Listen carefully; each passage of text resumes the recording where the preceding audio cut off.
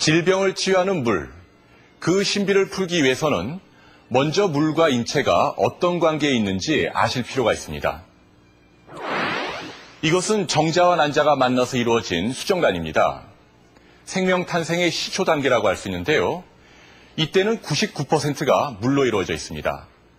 하지만 아기가 되면 90%가 되고 사춘기 이후로 몸이 다 자란 성인이 되면 70%가 됩니다. 그리고 나이 들어서 노인이 되면 50%까지 줄어듭니다. 그러니까 인체가 어머니 뱃속에서 태어나서 자라고 늙어가는 우리 삶은 궁극적으로 물을 잃어가는 과정이라고 할 수 있습니다. 그렇다면 과연 물은 우리 인체 내에서 어떤 역할을 하고 있는 것일까요? 그것을 알기 위해서 우리 몸을 좀 더 자세히 들여다보겠습니다. 이것은 우리 몸을 구성하는 세포입니다. 무려 100조 개나 되는데요. 보시는 것처럼 물속에 둥둥 떠 있는 모습으로 존재하고 있습니다. 이 물속에는, 그러니까 좀 더 정확하게 말씀드리자면 혈액과 림프액이 되겠는데요. 다량의 산소와 영양분이 녹아 있습니다. 그러니까 세포는 물을 통해서 생명활동에 필수적인 산소와 영양분을 공급받고 있는 셈입니다. 이 병을 치유하는 물, 그 힘은 어디에서 오는지 지금까지의 과학적인 연구를 바탕으로 알아봅니다. 아마 이게 다 제대로 낫으려면은 상당히 시간이... 민영수 씨, 엄청난 대식가로 한때 체중이 100kg을 넘었다는 그는 변비와 당뇨를 20년 넘게 달고 살았다. 이 상태일까요? 이런 상태일까요? 이렇게 4년 전 식전 혈당치가 정상치의 5배가 넘는 800에 육박하자 잇몸과 발가락이 썩어 들어가기 시작했다. 양쪽 다? 네, 양쪽 다 썩어가지고 예. 이 부분이 완전히 썩어가지고 이쪽까지 이제 다 잘라야 될 정도예요. 이 발가락 3개가요? 네, 3개를. 물집처럼 생겼다가 당시 발을 잘라내야 한다는 의사의 최후 통첩을 받을 정도로 발의 상태는 심각한 것이었고 가족들에게도 고통의 나날이 계속됐다. 났다 또. 아마 3번째 나왔다가 1990년대 초 서울대 소화기내과 교수였던 최규환 박사는 약알칼리 이온수에 대한 주목할 만한 임상실험을 했다. 만성변비 환자 8명에게 변비약을 복용하지 않게 하고 pH 8.5의 알칼리 이온수를 마시게 했다. 그리고 소화물의 대장 통과 시간을 엑스레이로 관찰했으며 배변 횟수도 측정했다. 정상인 34명도 대조군으로 알칼리 이온수를 마시게 했다. 실험 시작 4주 만에 소화물의 대장 통과 시간은 평균 72시간에서 44시간으로 빨라졌으며 배변 횟수는 2배로 늘어났다. 정상인 34명은 별다른 반응이 없었다. 이런 여러 연구라든가 경험에 비춰서 약 알칼리성 물은 등을 차게해서 먹으면은 변비 치료에 상당한 도움이 된다고 그렇게 결론을 얻었습니다. 알칼리 이온수란 무엇인가? 자연의 물에는 다양한 미네랄 이온이 녹아있다. 그중 전기분해를 통해 칼슘 등 플러스 이온만을 모은 것이 바로 알칼리 이온수다. 우리가 흔히 먹는 물은 산성일까 알칼리성일까? 이 BTB 용액은 리트머스 시험지처럼 산도를 측정하는 시약이다. 용액을 떨어뜨리면 수소 이온 농도인 pH에 따라 물의 색이 다르게 변한다. 수돗물은 녹색으로, 역삼투압 방식의 정수기물은 노란색으로, 산성수는 붉은색으로, 알칼리수는 남청색으로 변했다. BTB 용액이라는 산도 측정하는 시약을 각각 물에 한두 번씩 떨어뜨리면 pH에 따라서 색깔이 다르게 변하거든요. 수돗물은 중성으로 pH 7.0 정도 나오고요. 역삼투압 정수기물은 약산성으로 6.0 정도가 나오고요. 산성은 pH 3.0으로 붉은색이 주로 나오고요. 알칼리수는 9.5 정도의 pH가 나오는 거예요. 남청색으로 변한 알칼리수에 숨을 불어넣어 보기로 했다. 물의 색깔이 점점 노란색으로 변해가는 것을 알 수 있다. 호흡에 섞여 나오는 산성 성분의 영향 때문이다.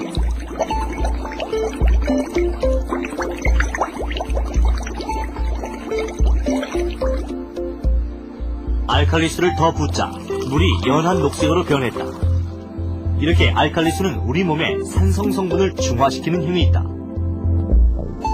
약 알칼리수는 상대적으로 수소 이온이 많이 함유되는 물이기 때문에 이 활성산소의 그 짝이른 전자 부분을 이 수소 이온으로서 회복시켜주고, 따라서 활성산소를 중화시키고, 또 활성산소의 양을 줄여서 성인병 예방이나 또 노화 방지에 도움을 주는 것으로 나타나고 있습니다. 알칼리 이온수의 효능은 어디에서 오는가? 최근의 연구들은 활성산소를 주목한다. 활성산소란 전자를 잃거나 필요 이상으로 전자를 많이 갖게 된 산소를 말한다.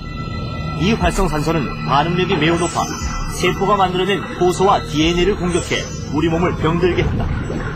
바로 이것이 노화와 질병의 메커니즘이다.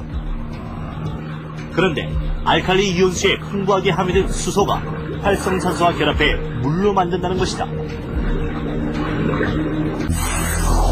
기초화학자인 전무식 박사는 이렇게 측정된 세포의 물 상태를 시뮬레이션해서 그 물 분자 구조를 계산해냈다.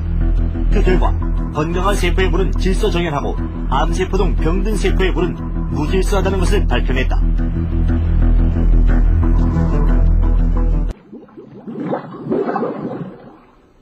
어떤 물이 좋은 물인가?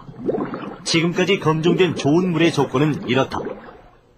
중금속 등 유해물질이 없는 깨끗한 물이어야 한다. 칼슘 등 미네랄은 균형 있게 녹아 있어야 한다. pH 8 내지 9의 약알칼리성 물이 좋다. 좋은 물의 첫 번째 조건은 깨끗한 물입니다. 그러니까 미생물이나 중금속으로 오염되지 않은 물을 말하는데요.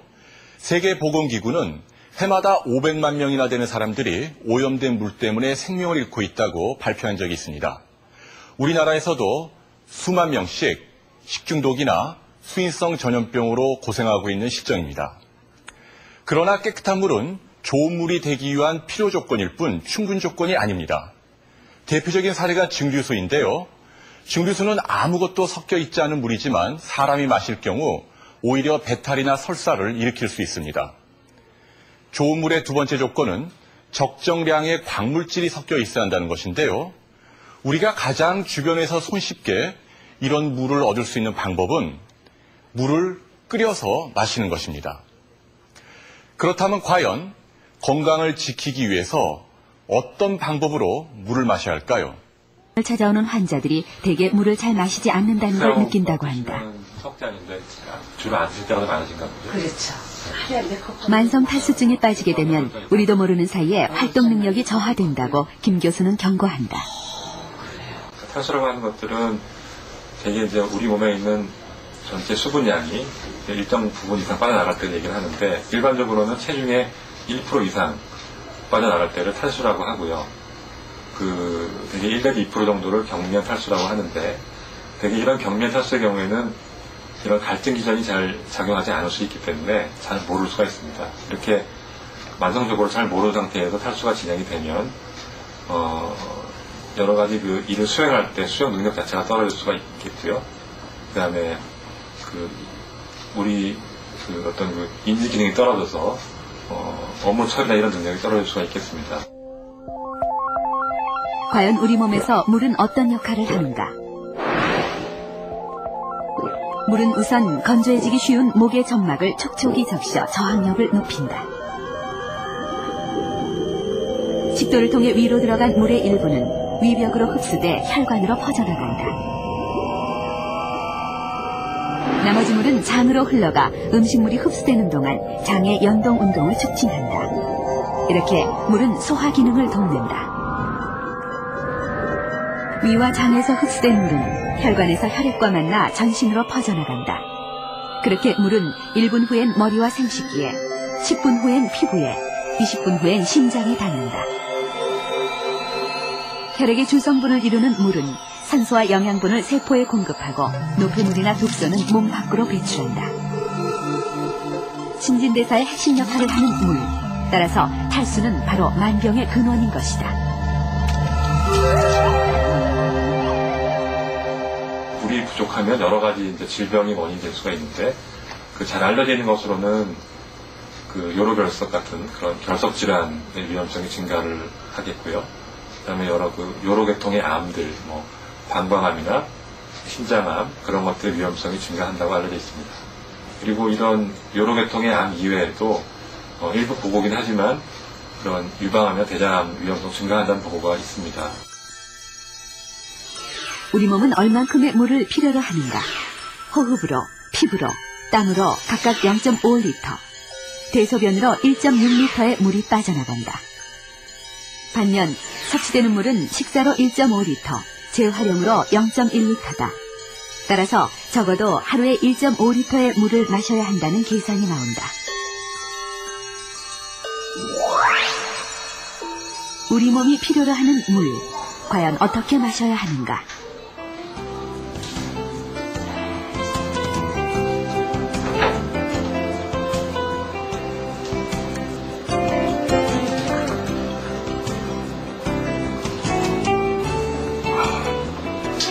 물은 특히 아침 기상 직후에 마시는 게 좋습니다. 이때 물은 10도 이하의 차가운 물이 좋은데요.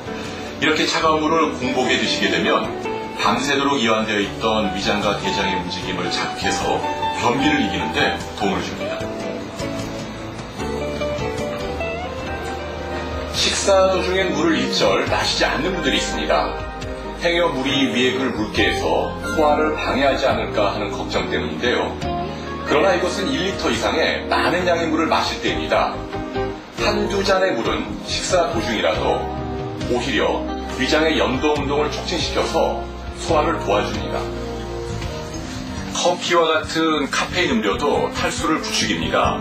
최근 한 연구에 따르면 하루 6잔 이상의 커피를 마실 경우 전체 수분량의 2.7%, 그러니까 70kg 체중의 성인이라면 하루에 1.5리터나 되는 많은 양의 물이 바깥으로 빠져나가게 됩니다. 습관처럼 커피 드시는 분들이 많은데요. 앞으로는 커피 대신 물을 많이 드시기 바랍니다.